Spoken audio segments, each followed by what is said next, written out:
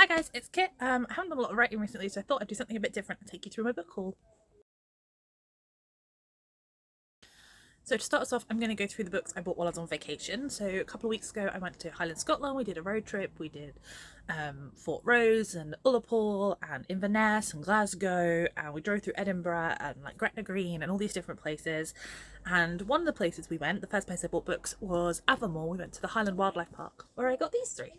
So, for anybody who doesn't know, my educational background, my careers, everything along that line have nothing to do with English language or literature or writing or publishing or anything that I am now kind of working towards. It is in animal welfare and management, ecology, zoology, that sort of thing. And that's what I do for my day job. I work in animal welfare and the tourist industry, and I love it. But when you're in the industry, it's quite easy to forget why you love it. So when we went to the Highland Wildlife Park, they had a lot of animals there that like wolves, polar bears, Arctic foxes, snow monkeys, Eurasian cranes, all these different animals that I had chosen to study when I was doing my courses. And it just kind of reinvigorated this love for what I do, because they're not animals that I work with in my current job. And while I was there, I picked up a couple of books about said animals. They're all non-fiction, but I was really excited, and they were reasonably priced for a tourist attraction, which was a bonus.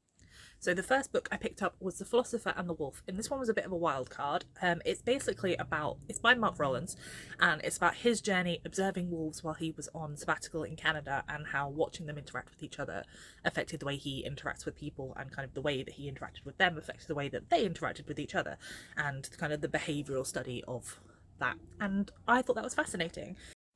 The next book I picked up was The Last Wolf by Jim Crumley. I think that's how you pronounce that. I'm really sorry if I pronounced that wrong.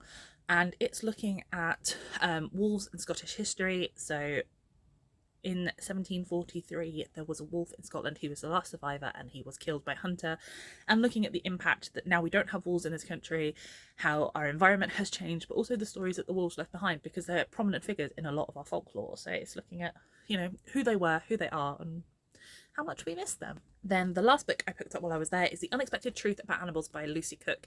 And I've seen this book a couple of times. We have it in where I work as well. And I'm kind of like ummed and ahed about whether or not to pick it up. But I thought, while we're doing it, we might as well get the whole set. And there's like definitely a colour theme here, which I didn't do on purpose, but enjoy. And Lucy Cook's book is very based in fact. It's not looking at folklore or behavioural impact, it is just fact. And it's quite a big book, but again quite fascinating. She looks at what people's expectations of animals are versus what the reality. So for example, people expect vultures to be these like scavengers, carry disease and are disgusting, and they are just there for food, and actually they have a huge impact on our ecological system and our environment, and without them we'd be in a lot of trouble. So it's looking at those different sorts of things, and yeah, I thought that was really interesting. So later on in the vacation, we went to Inverness, which is a city in Highland, Scotland, and we had like a wander around and a little explore, and we discovered HMV, and we haven't had HMV in this part of the country in years. I'm pretty sure they went bust. So we went in, I had a little wander around. They had comic books and books and all these things I didn't know that HMV sold. And in their book section, they had two for £7, and I got very excited. And the first book I picked up was A Discovery of Witches, and they had the whole set. So for like £3.50 a book, it's only polite that I buy the whole set. I will admit I know nothing about this series. I have seen like snippets of the TV show based on the book. Looked really interesting, and if I can read something over watch it, I will. So I picked that up, and then because it was two for £7, clearly I had to pick up another book. So the book that I got to accompany the trilogy was this one, Papillion. And this is a book I've wanted to read for ages, but it's one of those books that you kind of forget that you want to read, and then you see it and then you're like, I wanted that one. So I picked this one up and then have seen it about 4 times since then. So I don't know if it's a new cover print or something, but clearly Papillion is out there at the moment. And it's written by Henry Charry. I'm not even going to pretend to know how to pronounce that one. And it's his life story about being in a prison in a French colony, and he went through 13 years of attempted escapes and starvation and torture and abuse and corrupt systems, and he escaped. And it's about him then, once he's out, reforming the prison system so that nobody has to go through what he went through. And I saw the movie and loved every moment. And then I had a bit of a drama with the third book in the Discovery of Witches trilogy, because I left it on my floor and then my dogs knocked over water and it got completely soaked in water. So then I bought another copy, from Amazon with the idea of replacing the one that was got damaged. Excuse me. They then left that one on the doorstep during a thunderstorm while I was at work, which then meant that one got completely soaked and damaged in the exact same way. So I then contacted Amazon, who then sent me a replacement, which is this one. While I was going through all that drama, I also discovered that there is an accompanying novel. It's not part of the trilogy, it's like a spin-off, which is this one, which is Time Convert, and they're all written by Deborah Harkness. So again, I know nothing about it, but on a whim, when I was going through the whole how many copies of the Book of Life can I achieve, I picked this one up as well. And then yesterday, I went with Faye for part of her birthday celebrations to Book 66 Limited, or Club 66, depending on what you call it. And essentially it's this warehouse thing that she found on TikTok, and they sell wholesale books and you get 70% off the price. So if the book is $7.99, when you go to check out on the day, you get 70% off. So we bought just a few books. So the first book I picked up was The Taking of Jake Livingston by Ryan Douglas. So this one was recommended to me on BookTok as a good LGBTQIA plus spooky story to read around Halloween. So I picked this one up. And the synopsis says, Jake can't decide what's worse, being a medium forced to watch the dead play out on their last living moments on a loop, or being at the mercy of racist teachers as one of the few black students at St. Clair Prep. Both are a living nightmare. The only good thing in Jake's life is the arrival of another black student at St. Clair, the handsome Alistair. But now life as a medium is getting worse as powerful vengeful ghosts target Jake. High school has become a different kind of survival game, one that Jake is not sure he can win. So I'm definitely going to be saving that for my Halloween read. I think, again, it's quite short, it's quite sweet. It's a good little YA, but I'm here for it. So there was a couple of books I had that if I spot them, I'll pick them up, or I might order them at a later date. And the only one I actually found was that one. So the rest of these books are books that I picked up, read the back of, and went, oh, that looks interesting. The next one I picked up was Animal Farm by George Orwell. So this was one of the books in HMV that I was considering getting, but I chose Papillion instead, predominantly because if I can pay £3.50 for a book that's that thick rather than that thick, I'm going to do that. But I picked this one up because Animal Farm's one of those ones I hear people talk about all the time. It's a classic, you should read it. I just haven't, so I picked that one up and I'm really excited. And the synopsis of this one, Mr. Jones of Manor Farm is so lazy and drunken that one day he forgets to feed his livestock. The ensuing rebellion under the leadership of the pig, Napoleon and Snowball lead the animals to take over the farm, bound to eliminate the terrible inequities of the farmyard. The renamed Animal Farm is organised to benefit all on four walking legs. The next one I picked up was American God by Neil Gaiman, and similar to The Discovery of Witches, I know absolutely nothing about this. It's something that people keep recommending to me on TV, and if I can read it rather than watch it, I will. The same as I've got Good Omens by Neil Gaiman as well, and actually just the cover is stunning. And if you look at the back, they've recovered a lot of Neil Gaiman books recently, and they've done a wonderful job. So the story behind American Gods: after 3 years in prison, Shadow Moon is free to go home, but hours before his release, his beloved wife is killed in a freak accident. Normally he boards a plane where he meets an enigmatic stranger who seems to know Shadow and claims to be an ancient god, the king of America. Together they embark as a profoundly strange road trip across the USA, encountering a kaleidoscope cast of characters along the way. So that's that one. And the next book I have an admission to make. They say don't judge a book by its cover. I bought this book purely because of the cover, and it's called Zeus is a Dick.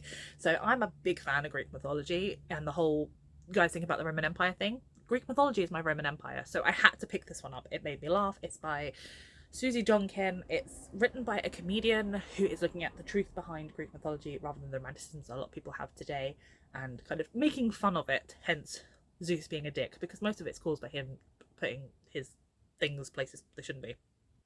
The next couple of books I picked up I would describe as kind of airport reads. They're like stand-alone crime stories, and one of them was Dead Pretty by David Marg, and it is essentially following Detective Actor, Aector, Actor McAvoy, hunting down a murderer of 3 very pretty young ladies. And yeah, I thought, I always love one of those crime stories. You can pick it up, you read it, you get mildly traumatized, you put it down, you walk away, and you can either go back to the same author if you enjoyed it, or you can go and do something slightly different. And I'm all about that. The next of my airport read division is Hidden Pictures by Jason Rekulak. Again, I'm really sorry, I'm not great with pronouncing names. So Mallory is delighted to have a new job looking after gorgeous 5-year-old Teddy. She's been sober for a year and a half. She's sure her new nannying role in affluential suburbs will keep her on the straight and narrow. That is until Teddy starts to draw disturbing pictures of his imaginary friend Anya. It's quite clear to Mallory and to Teddy's parents, even in his crude childlike state, that the woman Teddy is drawing is dead. And more kind of a horror story than a crime story, but again, it's a standalone. You get in, you get scared, you get out. So the last of the airport reads I picked up was In the Blood by Margaret Kirk, and I've read Margaret Kirk's book Shadow Man before. Really like the author. All three of her current books follow DSI Lucas Moore, but they are kind of ones you don't need to read the others to pick up, as far as I can tell. And in this one, it's personal crime, because he finds a body that is tied to the pier, and he identifies it as Alex Fleming, his former boss. And Fleming retired to Orkney, which is in Highland Scotland. It's this tiny little like thing of islands. It's so weird and rocky that trees can't grow. I don't know. It's fascinating archaeologically, which is why I know about the islands, and one of the reasons I was attracted to the book. But a ritual aspect is revealed when seal bones, witch's salve, and runic symbols appear everywhere he looks. Fleming's most notorious unsolved murder case, the Witchfinder murders, have they come back to haunt him. So I thought that sounds fascinating. I love witches, love murder, combine the two, sign me up. The next book I bought was a trilogy, or sorts of a trilogy. It was started as a trilogy, and then recently they've released a book 4, so I don't know what's going on. And it is the Summoner series by Taran Matru. I'm sorry, I will never learn how to pronounce names. It's a gift I do not have. And I recently read The Magisterium by Holly Black and Cassandra Clare, and this has a very similar sort of vibe. It's about, or the first book anyway, is about somebody who didn't realise they had powers. They thought they were useless and different from the world. They discovered they had powers and they were sent off to a school to learn how to use them. And it unlocks this whole gateway of things they didn't know about and sends them off to like a mini war. And then essentially it follows through their journey of becoming like the saviour, and his powers, I believe, are involved in demonology and summoning, hence the Summoner. So although he is the hero, everybody believes he's evil because he talks to demons. So the Magisterium, thoroughly enjoyed. I'm hoping this is a similar vibe. It's definitely thicker and I think aimed at older people. So the Magisterium was very much YA, but like 12 to 14 YA. I get the sense this is kind of more like 15 to 17. So I'm excited to give those a read. So the next book I picked up was definitely a luxury item, and by that I mean I actually own this book in the original copy. This is a limited edition hardcover version, and that is Heartstopper Volume 1. So I'll just show you a little bit better because I know the lighting's not great at how pretty this is. So I actually own Volume 1 to 4 of the normal paperback Heartstopper. For anybody who doesn't know, it's about Charlie and Nick in high school navigating their wonders of coming out as gay and relationships and eating disorders and anxiety, and it's just a really good read. It's fascinating. Absolutely love it. Do I need a second copy? Absolutely not. Do I regret it? Equally, absolutely not. It is beautiful. The next book I picked up, if it wasn't for the discount of Club 66, would be the most expensive book I've bought in a while, and that is The Last Unicorn by Peter Beagle. And this book is £25 usually, so quite a spenny book for something that's quite small. And it's again a bit of a wild card. So one of my favourite films growing up was The Last Unicorn, which I think is like a late 80s, early 90s animated movie, and this is the book it was based on. So how closely it was based on it is a bit of a mystery, but we shall see. And essentially it follows a unicorn who lives in the forest with all her animal friends, and the forest is at risk of being ripped down to make space for like a new town or a new city, or essentially as much as it can be in the medieval era. And she decides that she's going to leave the forest and try and convince people to save the forest. And as one of the last unicorns, the king becomes obsessed with catching her, and she makes friends with a sorcerer who turns her into a human being, but because she's a unicorn, she's the most beautiful woman. And the king becomes obsessed with marrying her, and it's about her journey finding out that the king was involved in the rest of the unicorn's disappearance, and her figuring out humanity and her place in the world, and finding out what happened to the rest of her kin. And it's a really twisted, kind of beautiful story, and I'm really hoping this is very similar. And then the last book I picked up for myself is Feather and Flame, and it doesn't have an author's name on it. Oh yes, it does. Livia Blackburn, but it's part of the Disney retellings, and it follows Mulan's journey after the war. So she goes to meet the emperor, he dies suddenly, and not sure who to take his place, they announce that she's going to become Empress of China. And I have most of the Disney retellings, so this was one I wasn't aware was out there. And Mulan is my ultimate favourite Disney princess, so very excited. So there is one more book I need to show you, and that is a book I got for my birthday. My birthday was a good 6 months ago, but the person very kindly pre-ordered it for me, so it only arrived the other day. And that is the new Percy Jackson Chalice of the Gods. And because they are incredibly sweet, they bought me the Waterstones special editions. It's got the stunning artwork down the side, absolutely beautiful cover art, and yeah. I have spoiled nothing. I've not read the blurb. I'm not going to. If you want to know what it's about, go check somebody else out. But I love Percy Jackson. I grew up with the books when I was younger. I've read like Magnus Chase, Trials of Apollos, Heroes of Olympus, Percy Jackson's Quests of Heroes, or whatever it was. Essentially anything Rick Riordan has written around Greek mythology, I've read it and I've loved it. And that right there is a slice of my childhood I didn't think was coming back. So thank you. And that concludes my books I have bought recently, which is a hell of a lot considering I'm supposed to be on a book buying ban. It's like 22 books, but needs must. So yeah, if you enjoyed my book haul, like and subscribe, and hopefully we will get back to writing pretty soon.